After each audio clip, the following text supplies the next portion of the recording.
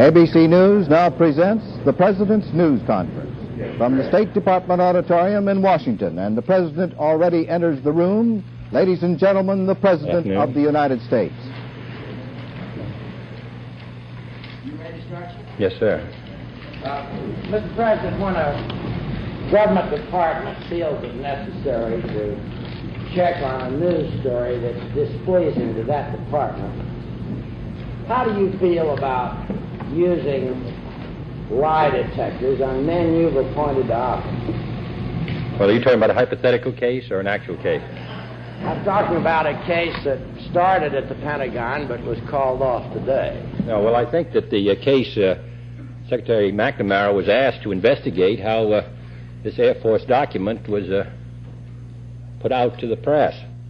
And at the suggestion of the committee, investigation was begun. I think that it was a mistake to suggest a polygraph, and I think Secretary McNamara, when he learned that in the investigation that a document was suggested which would indicate that the witness might be willing to accept a polygraph, I think that he decided that that was an error, and he and Secretary Zuckert changed it. So I don't think we need concern ourselves in the future about it. In fact of the matter, no polygraph was given.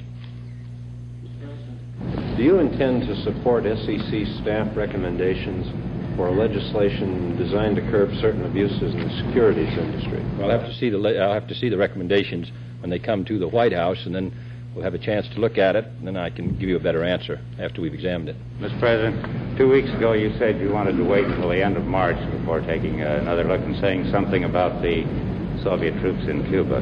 Do you have any new information for us on how many have been pulled out and what can be done to get the rest of them out? Well, we estimate that 5,000 Soviet troops left in November, immediately with the missiles and with the bombers. Then we estimate that in the last month that approximately 4,000 Soviets have left. If we accept the figure, which was always a rough calculation, that there were 21,000, 22,000 Soviets there at the height of the crisis, we could get some idea of where approximately we think the figures are today. It's bound to be a generalized figure because it's impossible to take a detailed head count. That still leaves some thousands on the island. We hope they're going to be withdrawn, and we will continue to observe very closely in the next days, immediate weeks ahead, whether there's going to be further withdrawals, which of course we wish for.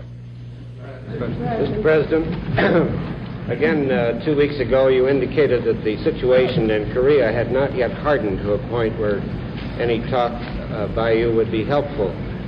There does appear to have been a hardening situation in the meantime. Would you say how you feel now about the continuation of military rule in Korea?